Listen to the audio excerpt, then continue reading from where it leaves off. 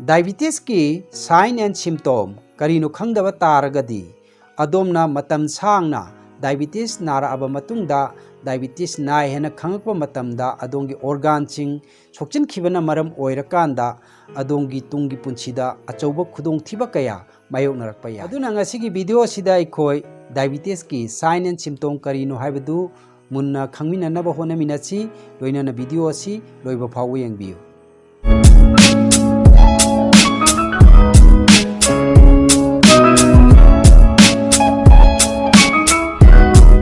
Hi ma'am, I samak Rameswar Thokchom, diabetes educator. Ngasigi topic sign and symptom of diabetes. Diabetes haibasi blood tayawba sugar gi chang leigadaba chang dagi hen khiba adubu aikoina diabetes haina khangnai.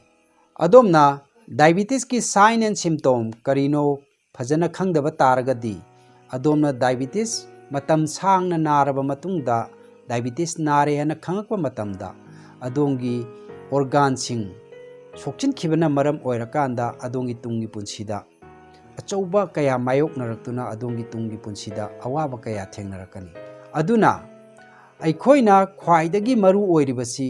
diabetes ki sign and symptom karino haibasi yamna mamuttana khangminabagi tangai phadaba matam adu hojik aikoina hingiba punsi mahingjida yamna maru oire aduna diabetes ki sign and symptom karino haibasi aikoina mamut tana khangmina daba yadraba adugumba topic ama ngasidi aikoi oire haina aina khalli aduna ngasigi asigumlaba video sida aikoi diabetes ki sign and symptom karino haibadu mamut tana khangmina naba aikoi yamna pungning changna video asi aikoi yengminasi adubu aikoina diabetes nare khanglaklabasu aikoina yamna thoina kibirunu diabetes haibasi yamna laina reverse tawba yai tawbadabu aikoina matam chana organ sing soktringeda thengnahoba taragadi aikoina yamna laina reverse tawba yaba adugumba laina makhal amani adubu aikoina thausadana leithokpa taragadi masina aikoina organ sing si sokchin khiduna aikoigi tungi punsida achauba awaba kaya mayoknarakani haibadi aikoina diabetes haibasi tachengna aikoina slow poisoning makhal amani loinana aikoina masibu silent killer haina su khangnai aduna aikoina diabetes hai yamna checking id oi tawbudabu kibiganu masi yamna line reverse tawba yai adubu thawoidaba taragadi aikoina tungi punsida aikoigi organ sing sokchilaktuna achauba khudong thiba kaya aikoina mayok nagba yarakpagi adugumba posak amasu oyaba diabetes haibasi aikoina yamna luba yamna sathiba anaba ama oina su lawdabana phai maramdi masi yamna laina reverse tawba yaba adugumba laina makhal amani tasengbadi aikoina diabetes itself is not a disease aina aikoina nainari diabetes simakti anaba nateba tawudabu masigi risk factor na maram orakanda aikoida khudongtiba mayam ama nangakadabado adugi damakta aikoi checkin ba darkar oi haibane tawudabu risk factor gi matang dadi ai atopa video amamuk semjarake ngasigi video sidadi aikoi diabetes ki sign and symptom karino haibadu yamna mamutta na khangmina na honaminasi ahan bada khangminasi aikoi diabetes ki sign and symptom si maru oina khwaidagi aikoi miwebada toina thengnaganba adugumba symptom je kaino kanda koina mit maseng marang tawruppasineba koina blur oirakpa mitchi blood chalakpa je masi aikoina amaneba aduna anakpa boiro arapa boiro aikoina yengba matamda mitchi maseng marang tawraba adu eba taragadi aikoi diabetes oiramba yai haina aikoi checkinba darkar oire ani subada aikoina urine toina pass tawraba adi mapan toina thoglaba adu oiba taragadi aikoina diabetes oiramba yai haina chingnaba yare haibasida aikoina amuk makha tane yengchanba yabasi urine pass tawbada aikoina urine pass tawba matamda thoiba mafamduda forming chemdana aidi kongon ka khalaga leiba haiba kongon ka khatpaji aikoina matam sangna sustain tawraga leiba taragadi maduju aikoina diabetes oiba yabagi khudong thiba du adwaida leirena khanba yai loinana aikoina urine pass tawriba mafamdo adoidu da aikoina kakchengumba ilaba adoi taragadi madusu diabetes oibagi chance yamna wangna leire aduna hairiba urine pass tawbada aikoina chechinba yaba yingjinba yaba je aikoina kari gumba kanda marang marta jo dum yengbagi tangai phadaba lei maruina chahi nifugi matungda ayamana diabetes lakalli aduna aikoina diabetes chahi nifu hel abasing nadi soidana hairiba symptom singche aikoi khar observe tawba darkar oire karigino hai kanda hojiki matamdadi aikoigi lifestyle ji kedoge kanda pura asoiba ama leibajina mar moira kanda diabetes nabagi sang yam henkal eba maruina india gi oina hojikta diabetes nari je more than 10 crore ne ahum subada aikoina sign and symptom da nainaba yabasi thirsty adi khawrangakpa khanau kangjalaga ising toina kaurakpa adagi maram chadna khanau gi pangkangda kangakpa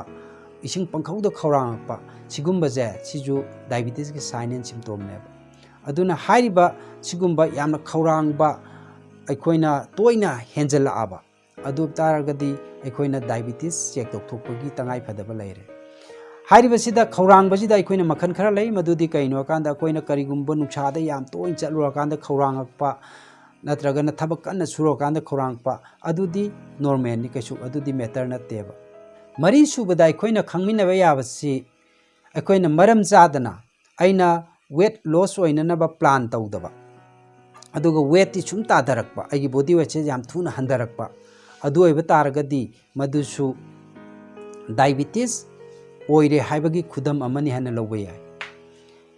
aduna aikoina maram chadana weight tarakpa se aikoina si chectioningai ni aduga atopa symptom amana aikoina hakchangi ichok chok tharaaba haining singning ba phawdraba adagi aikoina yamna tanba phawraaba adu oiba taragadi madusu aikoina diabetes nabagi khudam amaneba taruk subada aikoina nainaba yabasina aikoina soki pangiba matamda oisanbagi changji ngamdaba pa hadi matam sangna changba aikoina soiba poto oisanana phonabada madusu diabetes nabagi khudam am oigadorineba aduga taret subada aikoina khanaba yabasina aikoina yamna toina infection thoaba changda haibadi aikoigi skin dabu oiro adagi gum dabu oiro hadi yari yakhongda amadi akoi hakchangi phinung dabu oiro infection toina thokpa taragadi masisu aikoina diabetes nabagi khudam amaneba aduna masigumba je thokpa taragadi aikoina diabetes check thokpa yai tabudabu aikoina hek masi infection yamna thoga diabetes hekta nare haibasu yade kaigino kana infection thokpagi atopa maram mayam amasu layeba ko aduduna aikoina khangminagadabasi masigumasisu diabetes naragadi thokali haibaduneba aina mayam da hainingise mathangda aikoina diabetes ki sign and symptom da aikoina nainaba yabase aikoina chakse charagasu panglamda lamba phawwa adi aram khorangba ji toina phawjala aba chana adum aramba phawjala aba adu itargadi masisu diabetes ki sign and symptom makhalamane basi aduna sabada control ngamakta je akoi craving yam lakpa je masi lakpa targadi akoina diabetes check thokpada adum kanaba phangani loinana aikoigi hakchangi khutdabu oiro khongdabu oiro akoina kedoge kan jingjing lawba phawba adagi kedoge kanda saba phawba siju aikoina khongya saba gaije adi khutaju sagatpaga phawba je masiju diabetes nabaga yamna mari leine basiju hoi si diabetes naba katang na si thoale habdi nate atopa maram mayama su leiri tabudu diabetes naba mi dasu aikoina masigi symptom se lakal leba duna masigumba lakpa taragadi madu khar checkinba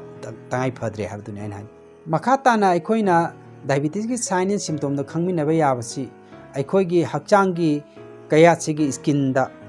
akoina swagi lukham maningumba adi supchalaga leiba jaga jingjida musanba phawra aba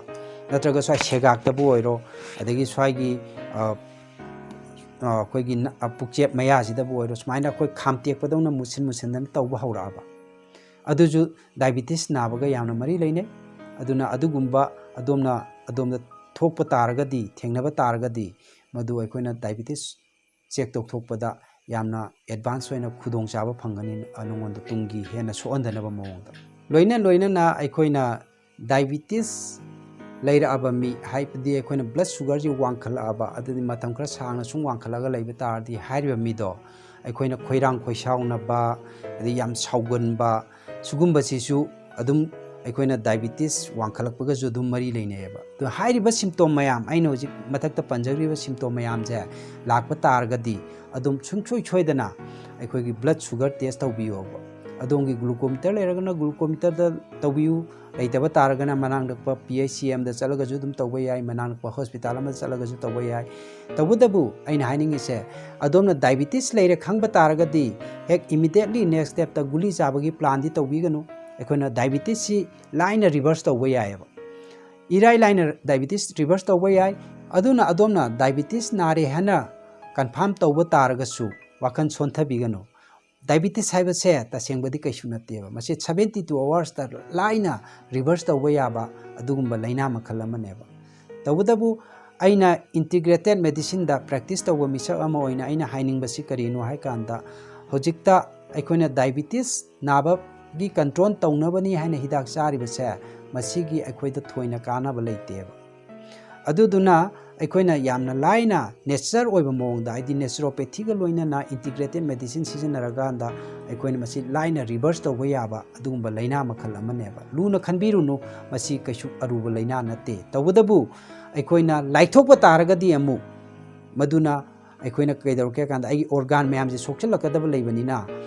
ꯑꯩꯈꯣꯏꯅ ꯑꯔꯨꯕ ꯐꯤꯕꯝ ꯑꯃꯗꯁꯨ ꯂꯥꯛꯄ ꯌꯥꯏꯕ ꯑꯗꯨꯅ ꯂꯥꯏꯊꯣꯛꯄꯁꯨ ꯌꯥꯗꯦ ꯇꯧꯕꯇꯕꯨ ꯂꯨꯅꯁꯨ ꯈꯟꯕꯤꯒꯅꯨ ꯁꯤꯅꯤ ꯑꯩꯅ ꯃꯌꯥꯝꯗ ꯄꯤꯅꯤꯡꯉꯤꯕ ꯄꯥꯎꯖꯦꯜꯁꯦ ꯉꯁꯤꯒꯤ ꯑꯣꯏꯅꯗꯤ ꯑꯩꯒꯤ ꯚꯤꯗꯤꯑꯣꯁꯤ ꯃꯇꯥꯡ ꯑꯁꯤꯗ ꯂꯣꯏꯁꯤꯟꯖꯔꯒꯦ ꯑꯗꯣꯝꯅ ꯄꯥꯝꯕ ꯇꯣꯄꯤꯛ ꯂꯩꯔꯒꯁꯨ ꯍꯦꯜꯊꯀ ꯃꯔꯤ ꯂꯩꯅꯕꯗ ꯑꯩꯒꯤ ꯀꯃꯦꯟꯇ ꯇꯣꯄꯤꯛ ꯑꯗꯨ ꯏꯕꯤꯔꯛꯎ ꯃꯦꯟꯁꯟ ꯇꯧꯕꯤꯔꯛꯎ ꯑꯩ ꯑꯗꯣꯝꯒꯤ ꯇꯣꯄꯤꯛꯇꯨꯗ ꯚꯤꯗꯤꯑꯣ ꯁꯦꯝꯖꯔꯛꯀꯦ ꯂꯣꯏꯅꯅ ꯚꯤꯗꯤꯑꯣ ꯑꯁꯤꯕꯨ ꯂꯥꯏꯛ ꯇꯧꯕꯤꯌꯨ ꯁꯦꯌꯔ ꯇꯧꯕꯤꯌꯨ ꯁꯕꯁꯀ꯭राꯏꯕ ꯇꯧꯕꯤꯌꯨ ꯀꯪꯂꯩꯄꯥꯛ ꯏꯃꯥꯅ ꯌꯥꯏꯐꯔꯦ